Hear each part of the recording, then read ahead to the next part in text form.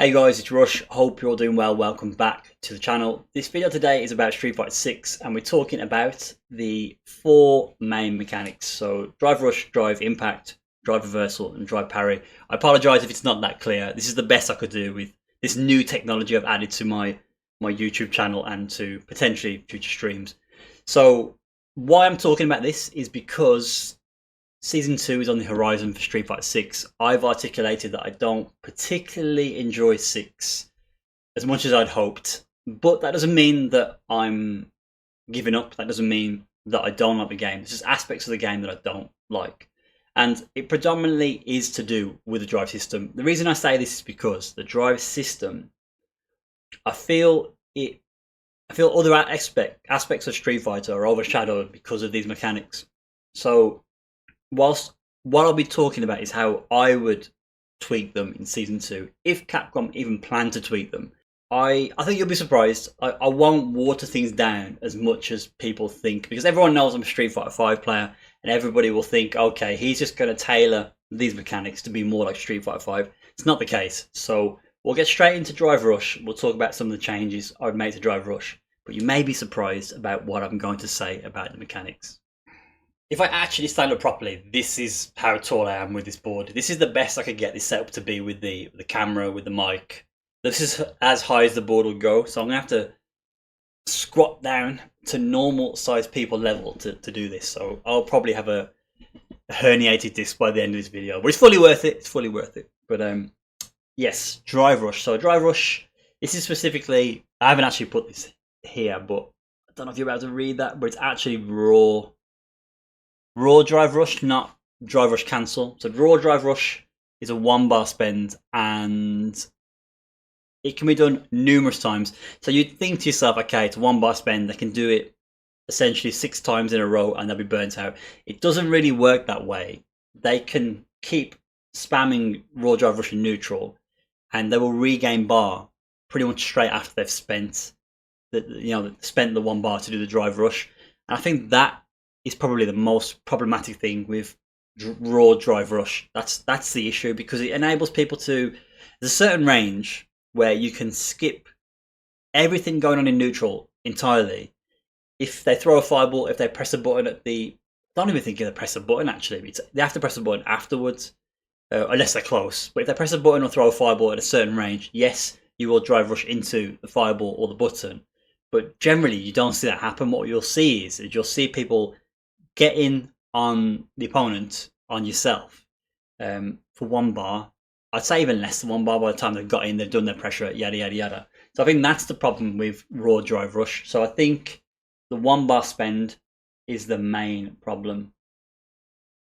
And the simple fix to that is increasing the 1 bar spend to, let's call it 1.5.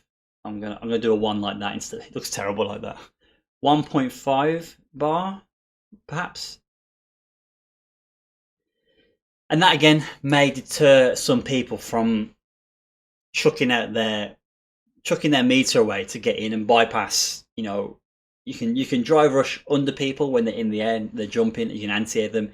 You can Drive Rush to also freeze what the opponent's doing, and with the Drive Rush as you're going in, you can react to what they're doing during the freeze itself. So you can, this mechanic, I don't know if it was designed this way, but you can use the freeze to control what's going on as well. The most intelligent Raw Drive Rush I see is when people Drive Rush in behind a whiff button from range. I've seen many professional players do that, where whether it's by accident, it's almost like a wish punish, but they Drive Rush in at the point where the opponent missed their button and they're in recovery. That's where I've seen it really used in a smart way.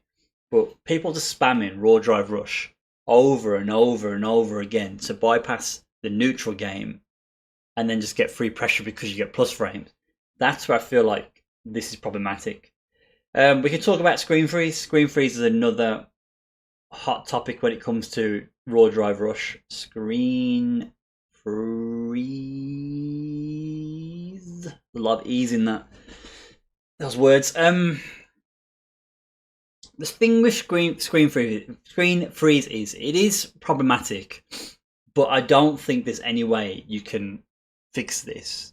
My suggestion is, and I don't think the game works this way, but during the screen freeze, so if you don't know this, let me give you, let's backtrack. So with the screen freeze, there is, I think it's like 10 frames or 11 frames. There's a 10 to 11 frame window where your inputs, that you input during that window, do not come out, and you have to input your button after the 10 frames have passed. So if you press a button, how complicated do I get this? So if I draw a bar here, yeah. 1, 2, 3, 4, 5, 6, 7, 8, 9, 10. So can you even see that? Yeah, you can. That's amazing. You can see it. So let's just call it 10, yeah. So if I just put like a little bit of green in these. 1, 2, 3, 4, 5, 6, 7, 8, 9, 10. There you go. So there's your, you can't even see that green, can you? You can just about see it. I can't do it any more than that. Ugh. Top content creator, you know.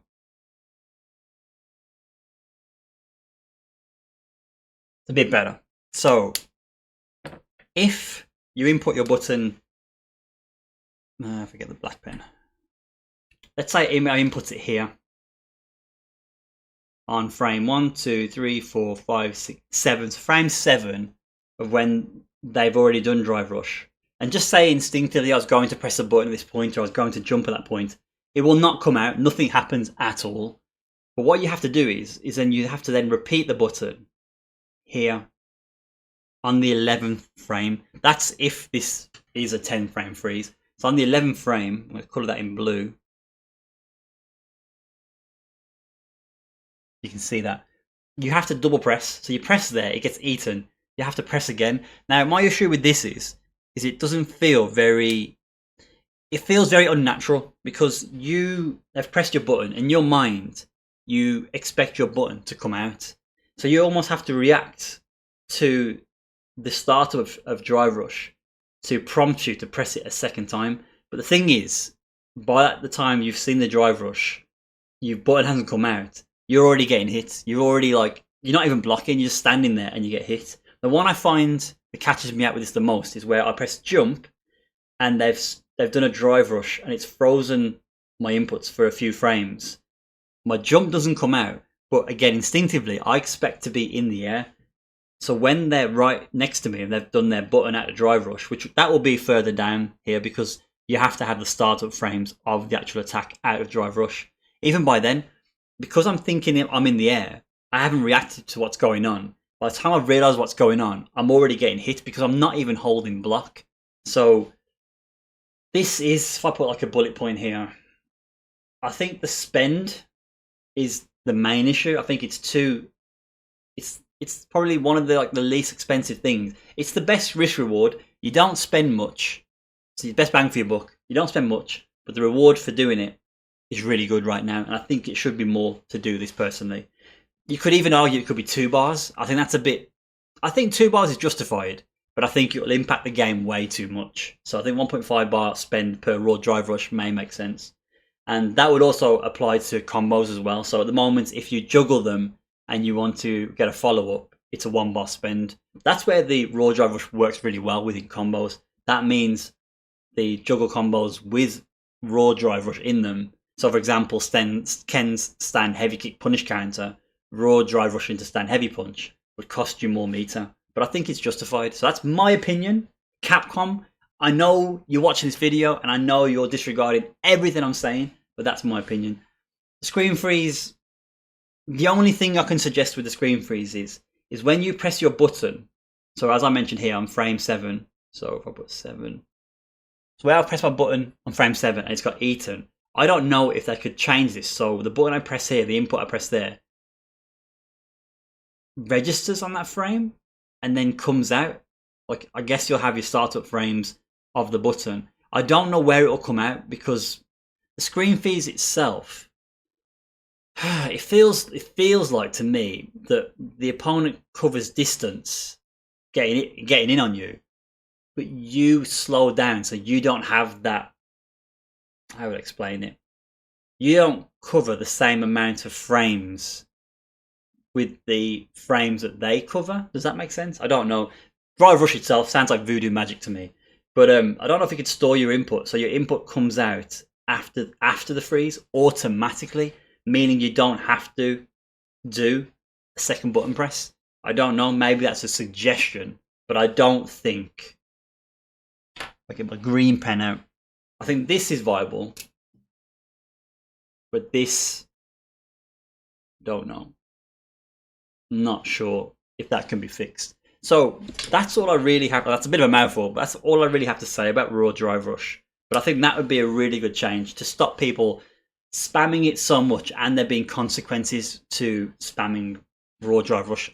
Many players I play that way will spam it non-stop, and I look at their bar and I'm like, all of the blocks that I'm taking don't even feel equal to the pressure that you're applying.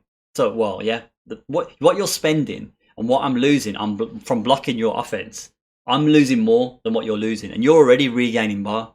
So, yeah, it doesn't feel like it's too intuitive, that, in my opinion. Deep breath. Right.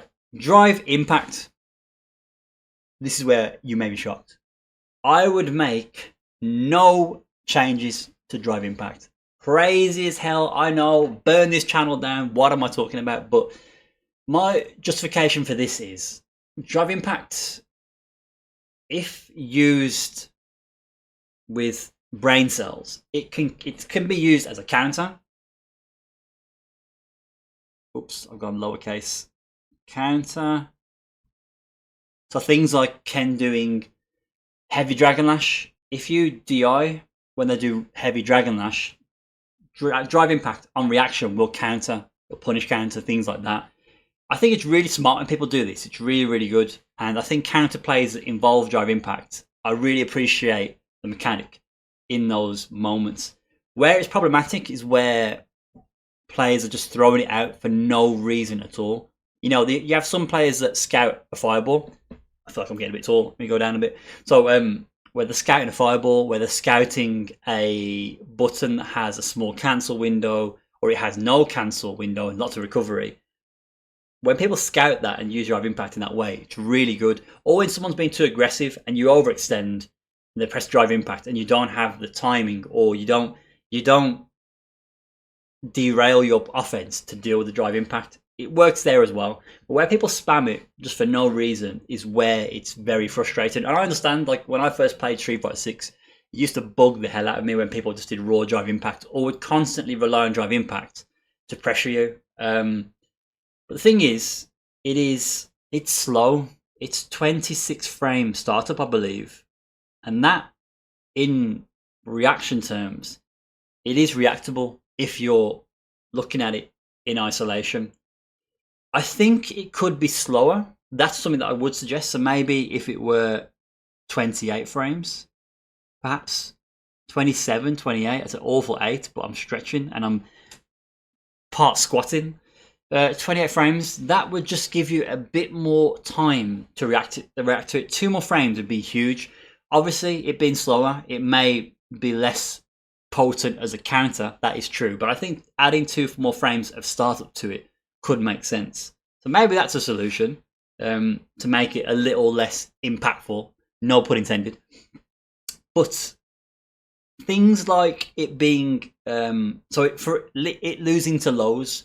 If it lost to lows, I think that would make it extremely weak. So think of, if you don't know Tekken, but in Tekken you have moves that are called Power Crushes. Power Crushes have unlimited armor, but they lose to lows.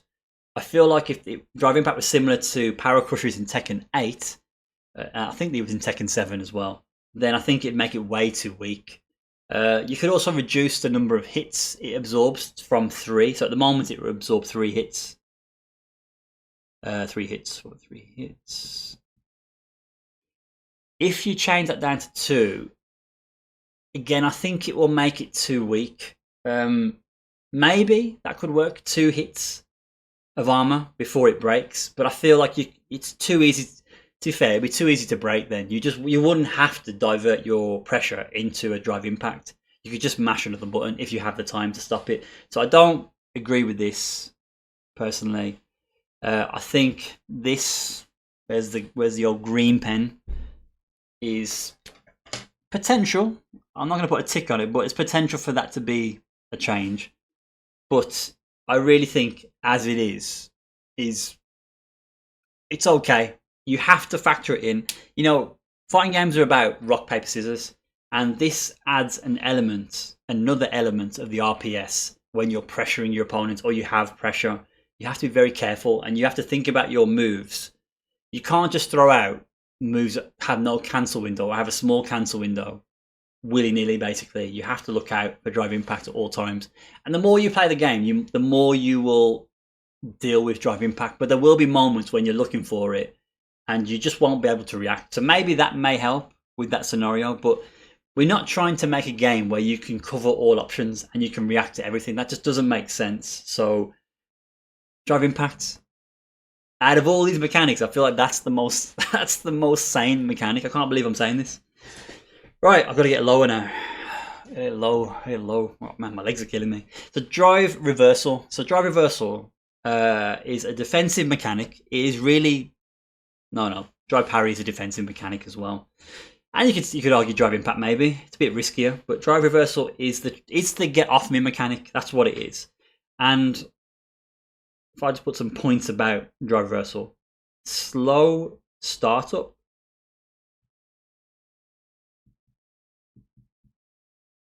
punishable, heavily punishable in my opinion.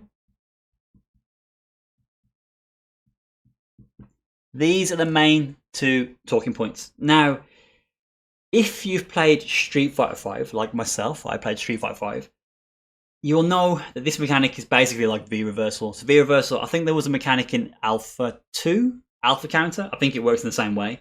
So it's very similar to drive. V reversal is very similar to drive reversal. Now, the thing with V reversal is it was very fast. So there were only certain scenarios in Street Fighter 5 where you could counter drive. V reversal, and that was where you had heavy plus frames.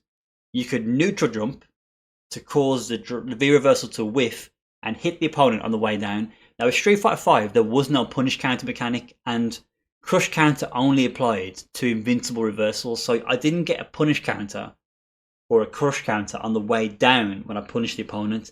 That's significant here with this mechanic. So drive reversal is much slower. So what this means is you don't really want to do drive reversal when the opponent's just pressing buttons. They're just pressing buttons, lights or mediums for the most part. You don't want to use drive reversal because the opponent can often recover in time before the drive reversal hits the opponent. So you'll do it on block. So whilst it is slow startup, I think the issue is it's the way people are using drive reversal. You shouldn't be using drive reversal to stop buttons. Where it should be used is to stop the drive rush into button. That's key with drive reversal. Also, it should be used for things like where you've missed the drive impact opportunity against, say, the heavy dragon lash of Ken's. But then if you block the pressure from the heavy dragon lash, then if you still don't want to deal with the mix after heavy dragon lash, then you have the option to drive reversal to get them off you. It's fast enough to do that in those scenarios, so you need to lab where to use drive reversal. So I don't think, but cross there, the slow startup is actually a problem. If you don't have a reversal, I know you're kicking off right now, but I think it's the way you're using this mechanic that is problematic. However, it's punishable, and by punishable, I mean I'm going to do this in red. Red means bad. It's -8 on block. Now that in itself is not too bad, just the -8. But where it is bad is -8 and put an arrow here, which is going to make no sense because it's going to look like a line going through it, but punish counter.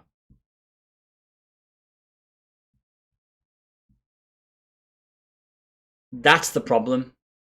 People are getting a -8 punish when it's baited and a punish counter. So Ken, for example, will get a crouch heavy punch into run stop, into whatever he wants, the typical follow-ups. That's pretty much the same punish you'll get for blocking a super, for blocking a DP. This drive reversal is basically as risky as doing reversal DP, heavily minus moves on block, and a super that gets blocked or baited. It's really, really punishable, and I think this is the problem. It's far too punishable. This should be like a, I would say -5. I feel like the way this game is designed, there's a lot of -5 situations people can't punish at range, or you can't punish at all. I feel like this should be at worst -7, but I feel like it should be -6. I feel like the punishment for using this defensive mechanic should be lessened. But again, you do have to think about where you're using it. If you're using it in the wrong places, then you're opening yourself up to this scenario. But I think the punishment doesn't fit the crime. It's way too punishable for what you're trying to achieve. All right, guys. Drive parry. This is gonna be tough because I've got to really get in there now. My knees are just giving up. Drive parry. The thing with drive parry is this mechanic is heavily intertwined with everything else. It can be used as the counter to drive impact. It's used to stop raw drive rush into buttons.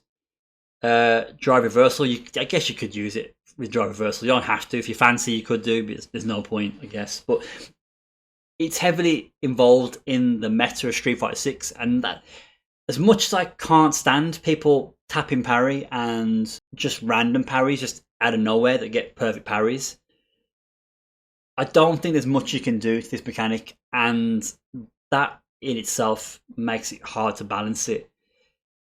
I thought about this, it being high-low, so you have to stand parry to parry highs, you have to crouch parry to parry lows. That would make the mechanic really tough to get the most out of.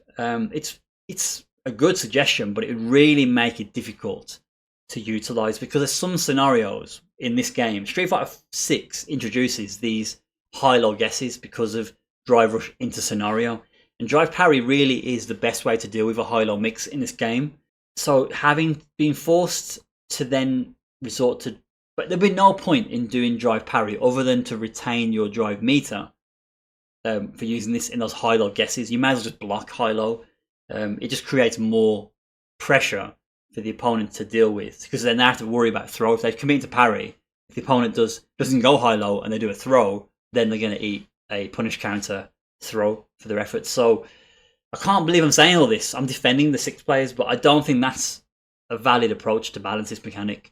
More recovery. I think, does it have 29 frames of recovery at the moment if it whiffs? I don't think making that any more would help. I think it'd slow. If you made the recovery any more, it would really slow the pace of the game down, and that's the one thing I don't like about.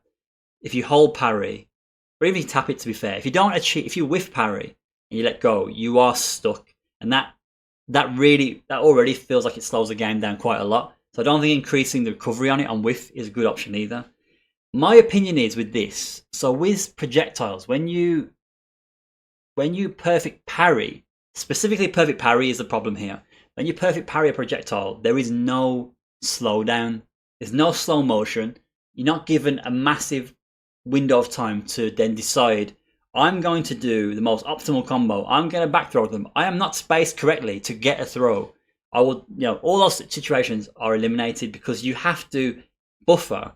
So if I put projectile pro, I don't know why I have to sound it out. Projectile PP, 2 dots. It's not rude. Projectile PP, perfect parry. There's no freeze. There's no freeze. That's right. For completeness, let's write that. Whoops. No space in this work area. No freeze. No freeze. Now imagine if they remove the freeze when you perfect parry a strike. That means you have to buffer. You don't know this, so because there's no freeze with the projectile perfect parry, you have to buffer what you want out of the perfect parry. So every time I press parry, I have to do my punish out of it.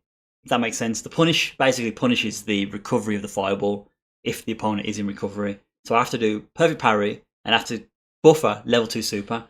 If it's not a perfect parry, no super comes out. If I get a perfect parry, if I get a PP, the super comes out and will, again, if the frame data's in my favour, I will get a punish counter on the recovery of their fireball. That's how perfect parry works in Street Fighter 6. If you remove the freeze from the strike perfect parry, then you again have to commit to the punish before you have the slowdown. Now again, I understand you'll get the blue splash, you'll get the sound, but you won't get that dramatic frozen, oh my god, that was epic, he just mashed perfect parry for no reason. You won't get that in 6 if you make this change anymore. But it'll make the punish out of perfect parry more difficult because you can't really react to what's going on. You have to commit to perfect parry into something. Now, in my opinion, it doesn't really hurt the game. It doesn't really hurt your punishes too much. You may get lesser punishes because you have to commit to something that's going to be in range, something that will match the frame data of that move. If you don't recognize, let's just say if you do, if they do like a light string, jab, jab, if you perfect parry the jab, in some scenarios, I believe you don't get like a heavy button, for example. So you may have to commit to faster starter buttons, meaning less of a punish. Again, stuff that's going to actually connect. Bear in mind, you do get punish counter out of the perfect parry, so that is in your favor. You can get some nice links into big combos, but it will lessen the punishes that you get. It will lessen the decision making you can make in that moment because you have to commit. So you have to commit to perfect parry back throw. If they're not close enough to you, your throw whiffs, then you're in recovery. It creates quite an interesting scenario if you're going to commit to back throw. So you may not see back throw so much, but it makes it less lazy, in my opinion. It makes it less dumb to use because you have to commit to the follow-up. So there's execution involved. There's less of a window of time to make decisions. There's a commitment, there's execution, and there's lesser punishes, meaning that lesser skilled players who are mashing perfect parry for their life will not get the reward they're getting now. You'll only get a reward and a punish if you're more skilled. If you have better execution, more situational awareness, I think that would be a fantastic change. But the reason Capcom won't do this, in my opinion, is because I feel like the perfect parry slowdown is now like a big part of the game. Oh, that's not right, is it? That's my expert opinion. Strike. PP, no freeze. But like I said, Capcom won't do that because it's a big part of the game, and I feel from a viewer's perspective, they're used now. They're like, oh my god, perfect parry, that was amazing. Kakaroo, JP, Gamers 8. You know, we'll remember that when he was perfect parrying everything. It's a part of the game from a viewer's perspective. It's part of the game from a hype perspective. I don't think strike perfect parry is really that hype now. It is hype when you react to something and your timing's bang on.